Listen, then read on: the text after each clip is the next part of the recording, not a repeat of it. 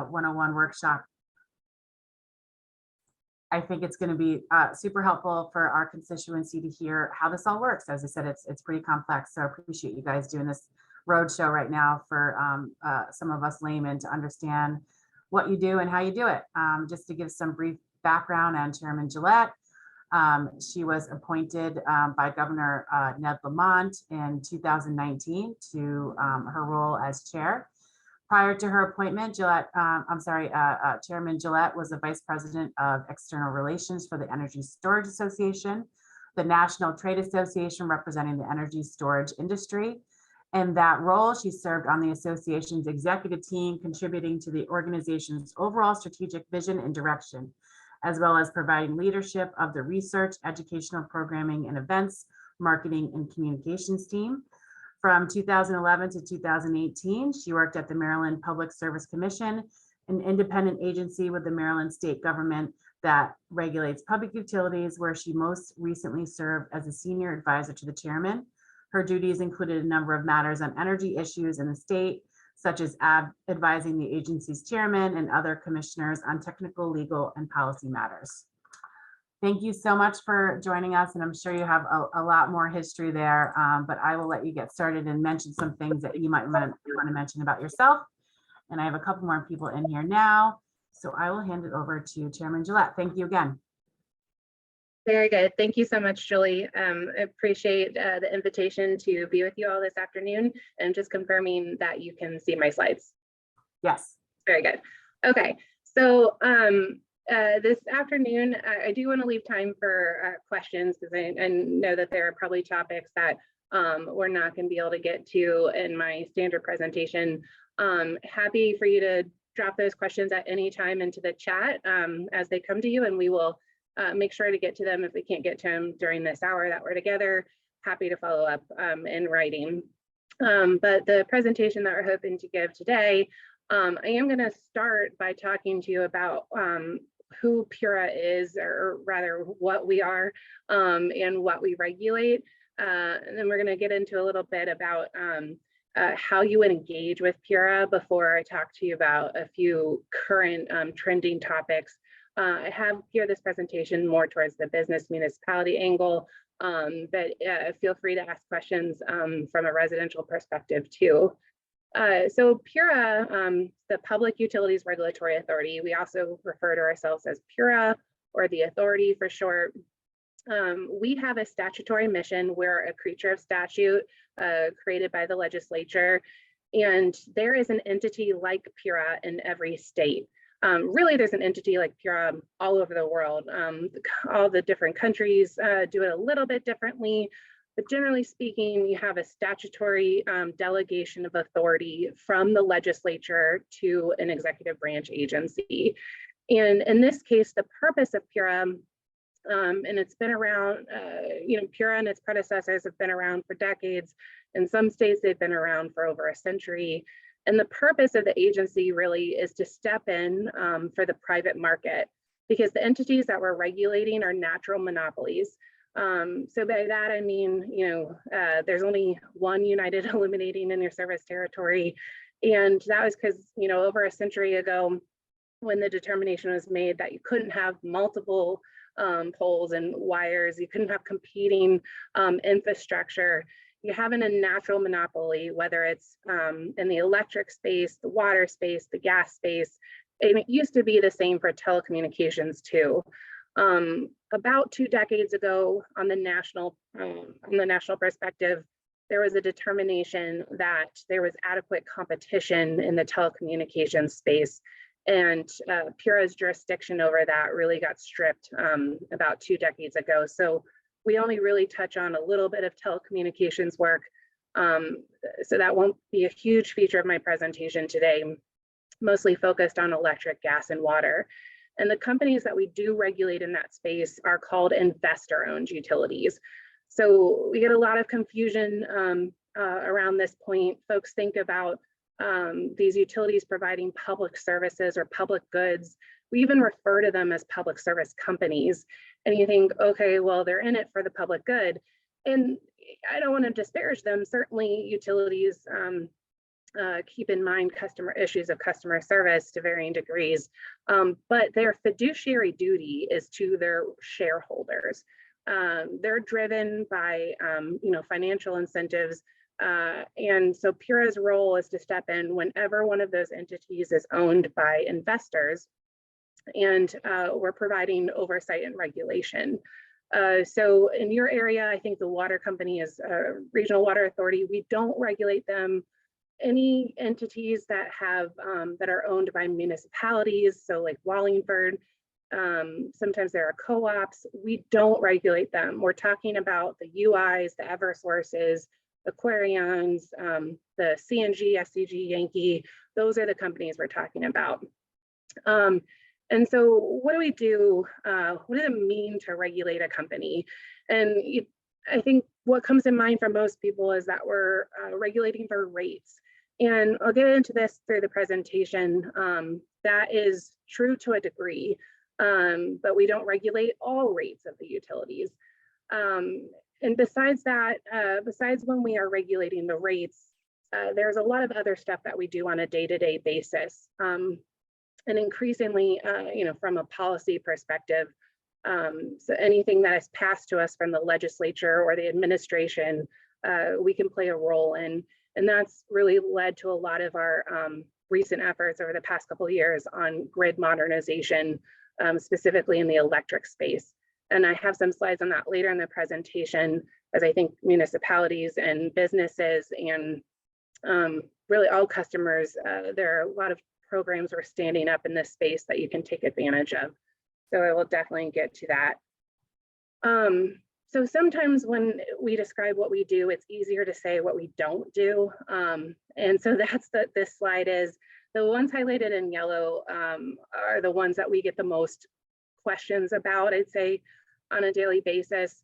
So I hinted at this a little earlier, but when it comes to internet and cable, we do not regulate them. We don't regulate their prices or their terms. And that came about from what I was mentioning with the federal government a couple decades ago, deciding there was adequate competition.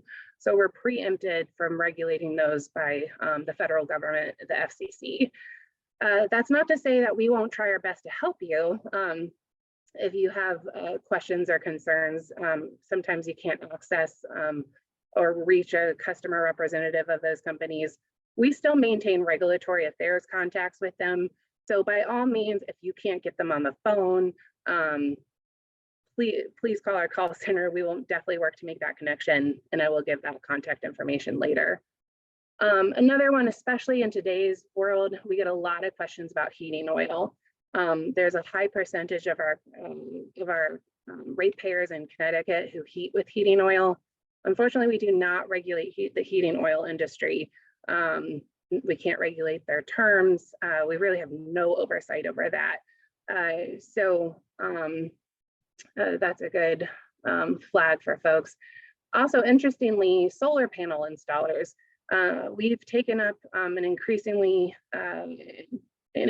role in solar deployment through programs that we've been administering and designing over the past couple of years, but we don't currently regulate the installers themselves. So there's some interesting gaps in our regulatory authority and oversight, some of which we could and are working to address with our partners in the legislature. Some, like the ones with the telecommunications industry, are a little bit more difficult, if not impossible, to address, given that there's a federal component here.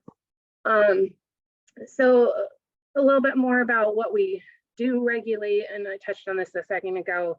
Besides the rates, we're looking at access to poles for the utilities. We do a lot with small water company acquisitions and some mergers. We have an increasing focus on customer education and outreach. So these components keep us busy on a day-to-day basis, especially in the aftermath of storms. We're looking at performance and incident response. So it's a little bit more about what we do on a day-to-day basis. So now I want to transition into a little bit about how PURA is structured, because it gets into the question of how to engage with us.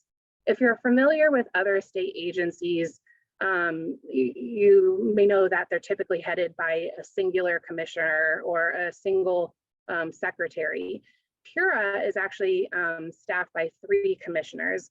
We are all governor appointees on staggered terms. And there's 3 of us, which really signals to how we're structured. PURA, I think, is one of the most misunderstood agencies in state government. And we're working to correct that, because I think it's really to the disservice of everyone that we are not understood. So the best analogy that I can offer is to think about PURA as a court. We describe ourselves as quasi-judicial. And if you've been involved in any kind of civil litigation, it looks a lot like an appellate court. So we have 3 commissioners. We each have a equally weighted vote. So I'm the chair of the 3. We have a vice chairman.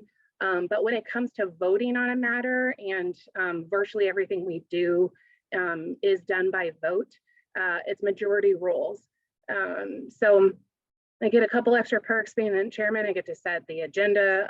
I manage our staff. But when it comes to voting on a matter, we have an equal say. So how we do our work, keeping with this analogy to being a court system, we look and feel and act very much like a court. All of our work, almost exclusively all of our work, is done through a docket, which is you can also be a synonym for a case or a proceeding. And it's just like you would go to, the Superior Court. Our offices are in New Britain. There's a court right across the way. It's very similar to that. You can think of the commissioners as the judges. And then we have what are called statutory parties. So those are parties that have automatic standing in any case that we do. So there's the Office of Consumer Counsel, or OCC for short, which is actually the ratepayer advocate. So I'll pause and say, one of the most frequently asked questions I get is, well, aren't you the ratepayer advocate? Like, what's going on? And the answer is, no, I'm not technically the ratepayer advocate. I am the judge, and it's my responsibility to uphold the process and due process and the rules and rules of evidence in these proceedings. But there is a ratepayer advocate who is a party to our matters, which is the Office of Consumer Counsel. There's also the Department of Energy and Environmental Protection, or DEEP for short, who is a statutory party in our matters. They're representing interests of the governor, energy, in terms of energy and the environment. Also, the utilities are parties in our case, since what we are doing affects their legal rights. And then we can have interveners or stakeholders representing any number of interests. And what I'm hoping to do today, and through presentations like this, is to convince you that either on your own or with the interests that you represent, I'm hoping to encourage additional participation in these dockets for reasons that I'll walk through now. If you've had a chance to read this while I'm talking at you, you can see that we are building a case through these dockets. We are issuing formal discovery, which look like questions to the parties. We can request written comments. We can hold technical meetings, which look like stakeholder workshops. We can have formal evidentiary hearings where I'm literally sitting on a virtual bench right now by Zoom, but we have a hearing room in this building, and we can have the parties cross-examine each other. I can ask questions, and then we're eventually working to issue a draft decision. And at that point in time, it's a decision that I'm putting out in a docket. It may not I may not have the votes to finalize it. I may not have all my facts or law right. So we are still going to allow for comment on that draft decision, and even what are called oral arguments, where the attorneys for all the participants come to us and argue why we have or haven't gotten the issue right. And then finally, we will issue a decision in the matter. Some of the cases that we do, like our rate cases where we're formally setting rates, those have statutory deadlines associated with them, meaning that we have to issue a decision by a certain number of days after the matter has been filed with us. And then other dockets, we can do more at our own pace. But either way, the reason that this looks so formal is because we are affecting the legal rights and responsibilities of the utilities when we issue a decision, meaning that anything that I say in a decision that I have the votes to adopt is a legally binding decision on these utilities. They can appeal, in many cases, they can appeal my decision to the Superior Court. And in fact, over the past couple of years I've been here, we have seen an increasing number of appeals, which I think represents, you know, the level of aggressiveness that we have been working through over the past couple of years. But that is, you know, from start to finish, some of the steps that you'll see in this docket in the work that we do. So it's not as simple as, you know, somebody asked me to do something and tomorrow I do it. There's a lot of legal due process associated with it. This is also the reason that we are, and I am at times begging for additional participation in these dockets, because I can only make a decision on the evidence that's in the record. So if somebody asked me to adjudicate what color the sky was, and I know I can look out my window and see the sky is blue, unless I have a party in this docket submit evidence to me that is substantial, saying that the sky is blue, if all the other parties come in and say, well, it's purple, it's green, it's etc., when I get to the decision point, if I don't have substantial evidence in the record to justify my decision, it's going to be overturned on appeal. So if you think about this and say, well, why over the past couple of decades have the decisions been or feel like lopsided? Well, I think, and this is just my perspective, having only been in this job a few years, I think it's because we've had a dearth of participation from other viewpoints. So it's increasingly important that we solicit members of the public and members of certain interest groups to participate so we can have a well-rounded record. You know, that's why I need you to participate. And this slide is just a little bit more about the legal rules that we abide by. I've talked through a couple of these, including that we're a creature of statute, so we have to abide by statutory direction that the legislature hands us. We have our own regulations that interpret those statutes, and then we issue legally binding decisions. We also have different levels of formality in our proceedings that give way to different legal rates. And then all of our docket work, and I'll explain this a little bit more later, is governed by numbers, which are important to help you pull up those matters. I covered statutory parties. The last thing I'll cover here is ex parte rules. If you're familiar with Law and Order or another legal type show, you may remember that anytime the judge wants to speak to an attorney or a party, they have to have the other party's lawyer represented in that conversation. We have the same type of restrictions. So I can't go behind closed doors and talk about a matter with representatives of UI, just in the way that I can't talk to you all about an open case. So anything that is pending before me or might reasonably be before me in the near future, I can't speculate how I'm going to rule.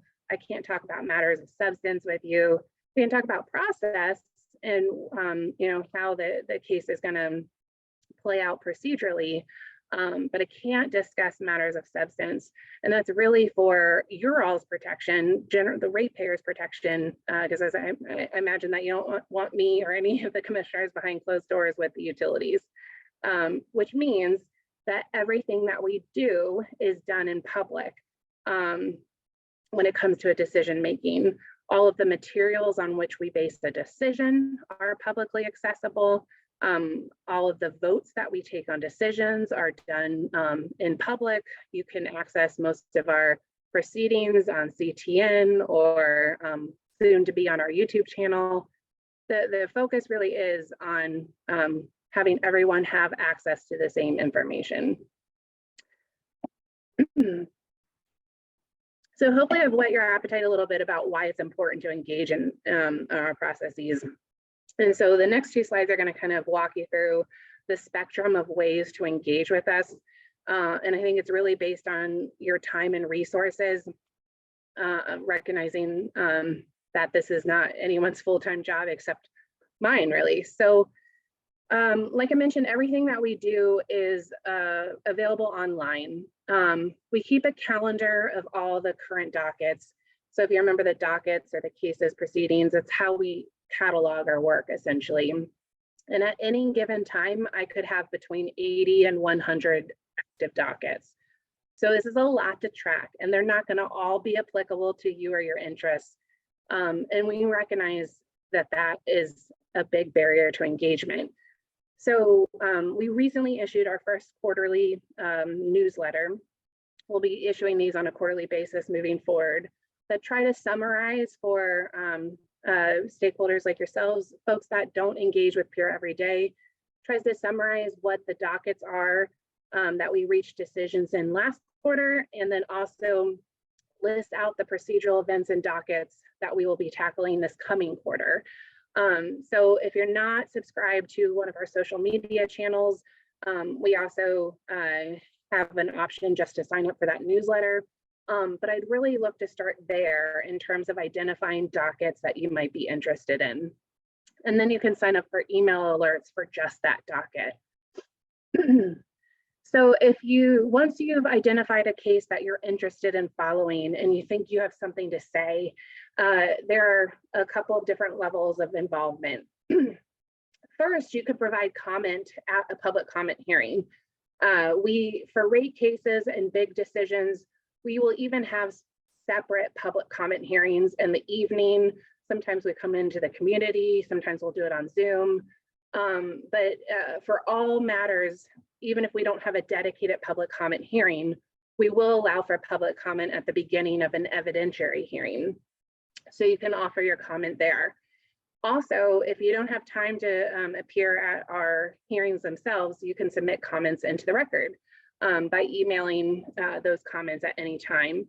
And the good news is that from an evidentiary weight perspective, comments in writing or provided verbally carry the same weight. So it's really up to you and what is you're most comfortable with. So I will say, and we've tried to hone this message more over the past couple of months as the rate cases have been filed with us. When you're looking to provide comment, what we mean by that is, it doesn't really do anything for me or for my record for you to say, please don't increase our rates. They're already not affordable. I know that. What I need is evidence as to why they should not be increased. For example, you could say my lights flickered a dozen times over the past month, which means that they must be not putting their money to appropriate use. I mean, you don't have to get into the weeds in the way someone in this industry would, but I need examples as to why it shouldn't be increased. And I'll get into another way you can provide that in just a second. The last way to get involved, and we all recognize this is a high bar because it involves resources and time. But if you have the opportunity to intervene in one of our cases, which means that you want to become a formal party or intervener in the matter, that will actually allow you the same legal rights that the other parties do. That means you can put on your own witnesses. You can cross-examine the other party's witnesses. Excuse me. You can ask questions. You can participate in oral arguments. So I want to provide an example of when that happened and hopefully demonstrate how it made a difference. So following the aftermath of Tropical Storm Isaias, we opened a docketed proceeding, the docket number is 200803, in which we investigated the performance of the utilities, the electric utilities, during and after that storm. So we had hundreds and hundreds of individual ratepayers write in and provide comments about the utility's performance. We also had a few municipalities who pooled their resources and actually intervened in the matter. Those municipalities even put on witnesses. Their first selectmen and first select women were witnesses. And I can say without a doubt that the decision that we reached in that docket, we would not have reached but for the participation of ratepayers and those municipalities who all provided critical evidence that led to the finding. So Eversource, we levied the maximum civil penalty under the law, and UI, we levied a several $1 million penalty for their deficient performance, particularly in the Bridgeport area. And this decision was actually recently upheld in the Superior Court. UI has decided that they would like to appeal that higher. But that is an excellent example of how the intervention of groups, and I think we even had CIEC in that, which represents industrial customers, but there are some meaningful impacts from participation in that docket. So I wanted to touch on a couple of other engagement priorities that may be of interest to folks in the business world. So you may have seen in the news, we have a couple of rate cases that are pending before PURA right now. The one that probably affects your community the most is the application of the United Illuminating Company to raise their electric rates. We also have a pending application from Aquarion Water Company. So we have put together some resources. I've taken a screenshot of the page here and provided the URL. What's cut off here, but if you go to this webpage and scroll down, my staff have put together about a dozen videos that are between 5 and 7 minutes on our YouTube channel that explain various components of a rate case. I throw around the terminology rate case and think, that's it's common parlance in our world, but there's so much that goes into that. And I think to simplify it and let you know that a rate case is the matter where, in UI's case, they will be seeking to raise their distribution rates effective September of 2023. So we have just begun that proceeding, and that we have 350 days during which to consider that request. So if you remember back a couple of slides to my docket overview, we are the very first steps. We are in the discovery phase, meaning that we are issuing all kinds of written questions to the utility, trying to understand what they asked and why. The other parties that have intervened in the case are doing the same. And we're all also trying to develop alternative records, meaning what if we wanted to do something else? We have to have evidence to do anything or to deny anything in that case. So we spend a lot of time in the first couple of months going through that discovery process. This is also the time where we seek comments and we seek evidence from members of the public. So we do that through a couple of different ways. We issue notice requesting that public comment. We also host hearings. So this is a screenshot of the public hearing list that we're doing for UI. So we're doing 4 public comment hearings for UI. We've done 1 already. We have 1 more in person on the 29th and in New Haven. And then we will be doing 2 hearings by Zoom on December 13th and 15th, 1 at noon and 1 at 7. If you're not able to attend those hearings, again, that's not the end of the world. You can provide your comments in writing to the email address. We do ask that comments be received by the end of the day on December 15th. That's because if you think back again a couple slides to our docket process, after we go through this written discovery phase, we're going to have evidentiary hearings where myself, my colleagues, other parties start cross-examining the utility. I want the benefit of your public comment when I go into those evidentiary hearings. So like what I did during Tropical Storm Isaias, we had public comment hearings. I heard someone, provide evidence that the utility said that they restored power on, Tuesday at 10, but here's, screenshots from my smart thermostat showing that it was out, through this date. So what I could do when I got that comment was go into the evidentiary hearings and say, I actually have evidence that shows something to the contrary. What's your response to that? So any comments that are provided at these public comment hearings or in writing ahead of those hearings, which happen at the start of next year, will allow us to interpret or to bring your perspectives into the rate case. So outside of the rate cases, really at any time, I did want to, and we can make these slides available to Julie, we did want to make sure that you had our contact information for our customer call center. So your utility should always be your first stop.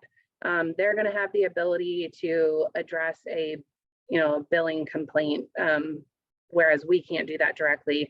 If you're not getting anywhere, if you're not getting a response in a timely manner, if you want to just let us know something happened, we can be reached, by phone, by email. We have a web intake form. This is also like if you can't get Comcast on the phone and you just want to see if we can hook you up with a regulatory affairs person. So this is the contact information. So I did want to spend a few minutes kind of addressing other things that you might be interested in from a business development perspective. Sticking with that theme of the tropical storm, which is forever burned into my memory. So there was a special legislative session that fall, and it's colloquially referred to as Take Back the Grid Act, also known as Public Act 20-5. There was a ton of stuff put into that bill. Most notably, one of my favorite provisions is PURA used to only have 180 days to adjudicate a rate case, which is crazy when you think about these utilities are asking for hundreds of millions of dollars. The Take Back Our Grid Act changed that amount of time for electric and gas utilities from 180 days to 350. So we are benefiting from that right now with that extra time.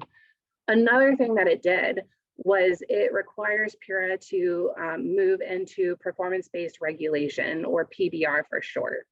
So, I see this a lot today, like, well, let's eliminate, the utilities' guaranteed right to profit, or why aren't we adjudicating them by their performance and not their how much money they're putting in? The answer is that cost of service regulation has been employed by the country, by pretty much the world, for a little over 100 years.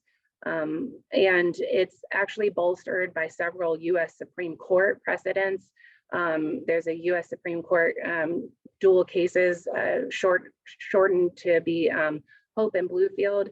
And we actually have two of the rate case videos. We'll touch on this a little bit more if you're interested. But we are legally required under cost of service regulation to provide utilities not just return the money that they've invested in capital, but they are legally required to have the opportunity to earn an authorized return on their investment. So PBR is a different way of regulating the utilities, where you're moving away from that and more into regulating the utilities based on their performance. There's only one other state in the country that has moved to PBR, Hawaii, and they have recently finished that proceeding. Minnesota has also picked up on some of the work. So we will be the third state in the country when our PBR proceeding is done to transition into this. We're about 1.5 years into our docket that's looking into PBR. So my hope is by the next time UI comes in for a rate case, which happens every 3 to 4 years, we'll be ready to fully transition. In the meantime, we will be taking all of the lessons learned from that docket and incorporating them into the current rate case, including the provision from the Take Back Our Grid Act that allows us to tie executive compensation to performance targets. So that is one thing under consideration right now. And then lastly, I don't want to get into this too much because I can see the time and I want to save time for questions. But another thing that may be of interest to you or your businesses are the efforts that we've undertaken in the past 3 years to modernize our grid. And we issued a white paper in the fall of 2019 that lays out the 4 objectives of modernizing the grid. You know, one of the other frequently asked questions I get is, you know, okay, we want everyone to electrify everything.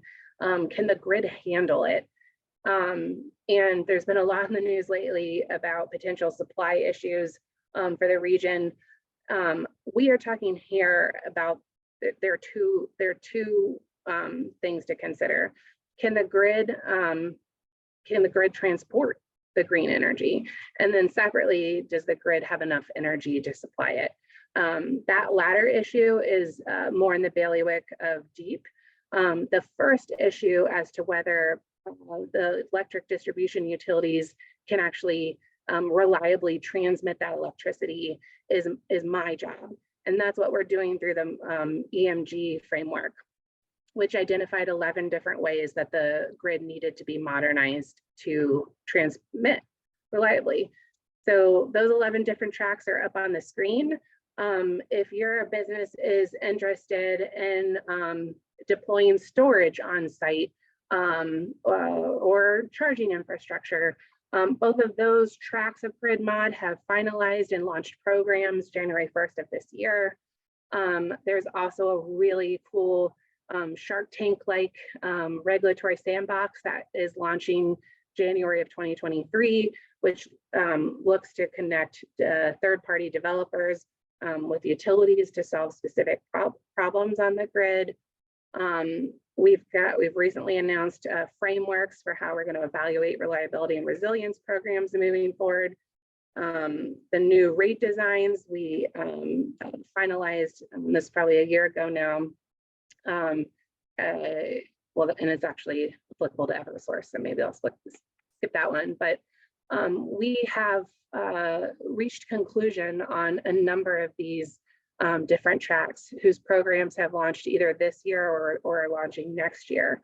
So if you are looking for incentives or explanations about how to deploy different infrastructure, how to make your specific business more reliable and resilient, we can definitely point you to more resources in the Equitable Modern Grid proceeding, as that's what we've been spending a lot of our time on as well. So I'm happy to get into detail about any of those specific tracks, but let me stop here so we have a healthy amount of time for Q&A.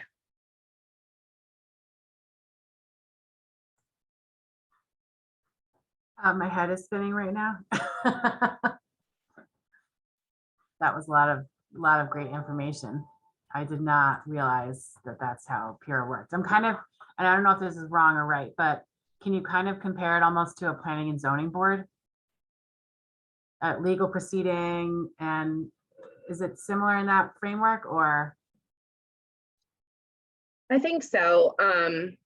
There are, yeah, in the same way that a developer might have some rights, the utilities in the way that PURA works have some legal rights that have been invested in them, not just from our state legal framework, but also from the U.S. Supreme Court and federal legislation.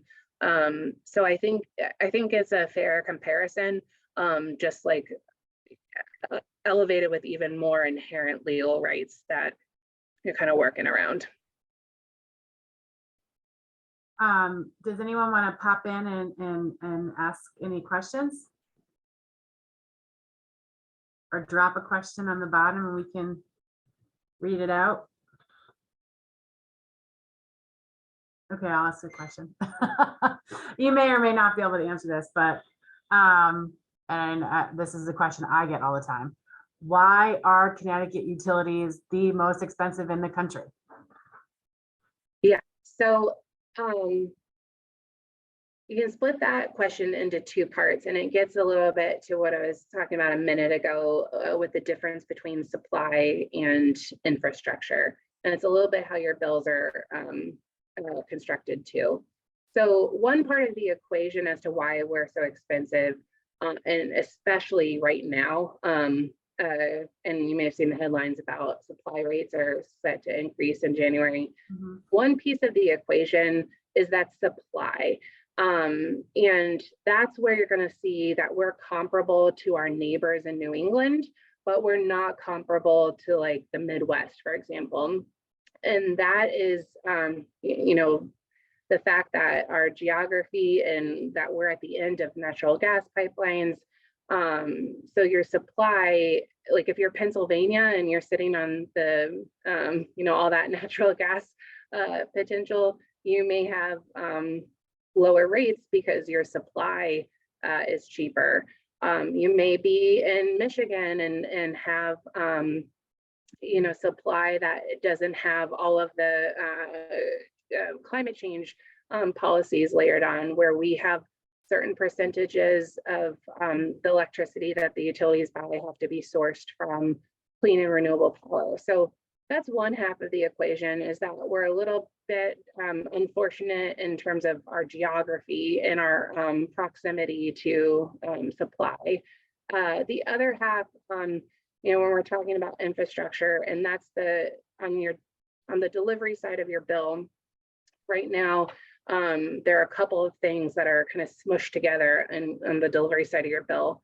And we had a proceeding over the past year where we're looking to redesign the electric bills to provide more insight into what the cost drivers are there. And we've actually approved that decision. It's going to take the utilities a couple of months to implement, but sometime early next year, you're going to see an electric bill that looks different, and it's going to be split into 4 categories instead of 2. You're going to have the supply, which I just talked about. And then on what's the delivery side currently, you'll see it split into 3 categories: public policy, transmission, and then distribution. So transmission and distribution, this is another reason why our utility costs are higher than elsewhere in the country. Transmission, if you're kind of analogizing this to the highway system or roads, transmission would be like the highways, where you're trying to go across several states at high voltages or high speeds in this case. Whereas distribution infrastructure are like the roads like within your state and your communities. So it's getting the electricity. You've kind of stepped down from the highway, you're on a local road, and you're trying to get the electricity delivered to the end user. So it's 2 different types of infrastructure. And the transmission, since it's going across multiple states, is regulated by the federal government. And in New England, because we're more tightly congested, it's actually more expensive to build transmission than elsewhere in the country. And it's older. Both our transmission and our distribution infrastructure is older. So we're having to replace it sooner than other parts of the country. So there's a lot about our situation that is, you know, we're not going to be able to escape from. We're not ever going to be able to pick up Connecticut and put it in the middle of the country, for example. But then the portion that PURA really regulates, the distribution, the reason why that's more expensive than our colleagues is one that I cannot wait to be able to answer after I get through this rate case. I, as you mentioned, started in 2019, and the frequency of rate cases in this state, they're infrequent. Eversource hasn't been in for like a decade. UI hasn't been in since 2016. And the problem with going that long between rate cases, especially when the rate cases are settled, is your regulator, in this case me, I can't answer that question. I can't tell you why their rates are more expensive than I can guess. And I can say that I think that the state and the previous regulators invested too much money in expensive things like vegetation management rather than strategic solutions like undergrounding. I can guess, but when I get to the end of this current rate case, I should be able to tell you for sure. I looked under the hood and I can tell you that this percentage goes to paying their executive compensation. This percentage goes to capital investments. And so I know everyone's really distressed by the current rate case that we're in. I can say that I am, and my staff and all the stakeholders are looking, spending a lot of hours on these cases, so I can better answer that last piece of the puzzle for you. Yeah, that would be great. I'm sure that's, something everybody wants to know. And the way that now you're able to look at things with that PBR piece, that will allow you to look at things you weren't previously able to look at and get to the bottom of probably some answers you've been looking to get to for some time. And correct me if I'm wrong, but the delivery charge issue, I understand, was a result of deregulation under Malloy. Do we see any regulation changes to that so that those delivery charges are less, or how will that work? Yeah, so the supply rate was actually deregulated before Malloy even. It was deregulated under John Rowland, so all the way back in 1998. So when you're seeing the headlines saying that, we're looking, in this case it was Eversource, CEO hinted at a 40% increase in supply rates. So this answer will be more applicable to folks from their personal residential perspective. It's a little bit different for commercial customers. But in 1998, the state legislature deregulated, meaning that they literally stripped PURA of its oversight over supply rates. So it was the same like with the telecommunications industry, where there was a decision made that there is adequate competition, or that there could be adequate competition for the supply or the generation rates. And we belong to a regional grid. It's called ISO New England, where it means our grid is connected to the other New England states, and there are power plants in all of our New England states. And there is a market that's run by that ISO New England, the independent grid operator.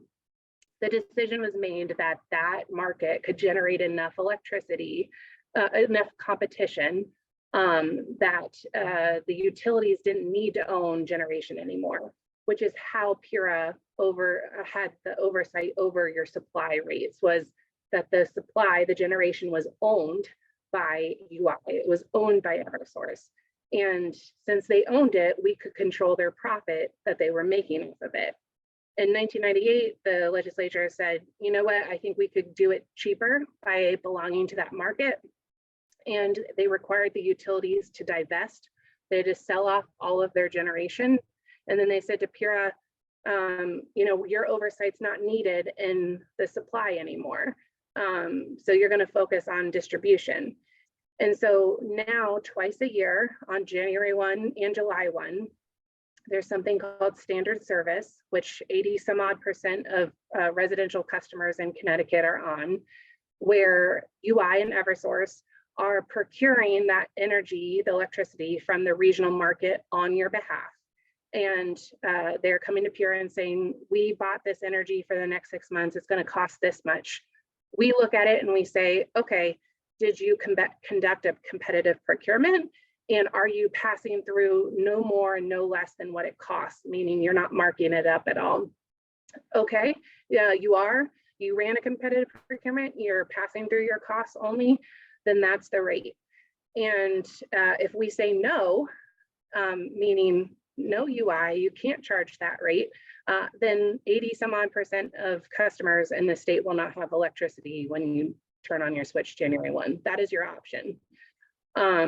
So for commercial customers, you're in a similar boat. There's an equivalent product called the supplier of last resort, which a smaller percentage of customers are on. It's the equivalent to standard service. But most business customers actually shop competitively for their electricity. You don't have to go to UI. You can go to a third-party supplier. You can do that both on the residential side and the business side. In our experience, because we do regulate the third-party supplier market for consumer protection reasons, in our experience, business customers have a better time shopping competitively for electricity. The residential side, there's really just not that much of a margin in terms of available savings. And there tend to be a lot of consumer protection issues on the residential side. So that was a very long-winded response. Hopefully I got to the root of your question though. No, yeah, absolutely. Thank you. Do we see any long-term potential relief that you might get back regulatory authority over those issues? Or is that something that you don't want, or? So there is the possibility to reclaim jurisdiction. It would require legislation. About half of the country deregulated in the way that Connecticut did. The other half stayed what's called vertically integrated. Vermont, for example, stayed vertically integrated. So when you look at their supply rates and they're lower than ours, that's why. Mhm. So about half the country has deregulated. None of those states have gone back to being regulated. So we would be kind of groundbreakers in trying to reclaim that jurisdiction. There are pros and cons to reclaiming that jurisdiction.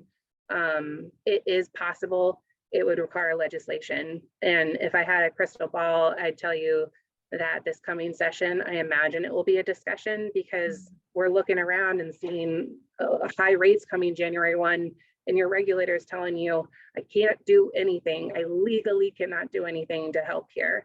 So I can't imagine that it won't be part of the conversation. That's great to know, and that will be included in your newsletters that you'll be sending out as well. They're like, okay, great. And I dropped that in the chat over here so people can sign up for those notifications. Does anyone else have any questions? Anyone? When you were talking about local businesses putting bids in for infrastructure, can you explain that again? I mean, are you talking about charging stations for electric cars? Are you talking about putting towers up to carry more lines? What were you discussing there? Sure, both. So the third track of our grid mod focused on storage, the fourth on EVs. And those programs are focused on infrastructure at your business, so behind your meter. So if you want to put in battery storage, particularly if you already have solar on your roof, which we have tariffs for too, and you want to make your business either for economic reasons, meaning that you want to try to decrease the amount of time that you're pulling power from the grid, or you want to make your business more resilient during outages, we have designed programs that will give you an incentive, so cash, to pay down the upfront cost of installing a battery. It will also provide a performance incentive, meaning that if the grid has to pull from your battery during certain times, you'll get compensated for that. So there are programs like that for batteries and for EV charging infrastructure, whether you're trying to put in charging infrastructure at your business to electrify your fleet, or just for individual customer usage. So we have some incentives that will offset the costs of installing that infrastructure. And then we have another program that is going for a final vote this Wednesday, actually, called Non-Wires Alternatives, which actually allows businesses, developers to bid on replacing infrastructure. So rather than the utility putting up poles and wires, if you think you could do it cheaper or better in some way, we're working on a program that we're voting on this Wednesday that would allow. Thank you.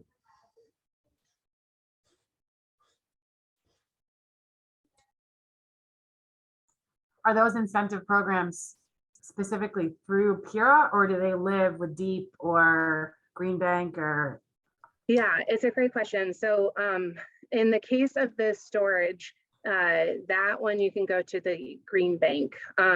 When we usually do programs or take actions, our jurisdiction's over the utilities, so we often make the utility the program administrator. So you'll see like, Okay. you know, when they do energy efficiency programs or these electric vehicles, you'll see the utility advertising these. These are programs that we required them to do and that they are administering. So you can go to the green bank for storage. The EV programs, the utilities are running, they are required to put on webinars that explain to different audiences how to access these programs, so we can get you all of that information. And we also host a website off of our page that that kind of houses all of this information and has some videos explaining in more detail how the programs work and how you can access them. Okay, great. Thank you. I dropped the Green Bank and UI's electric vehicle program over here on the side as well. Is there any other questions?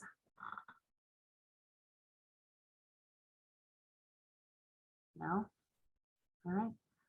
Thank you so much for joining us. I'm going to be thinking about this because that was a lot of information. Now I feel like I have to go research, but that was great. Thank you for everything you do for the state. Thank you for being so accessible to us. And we hope to see you again. Thank you so much. I really appreciate the invitation. Thank you. Have a good one.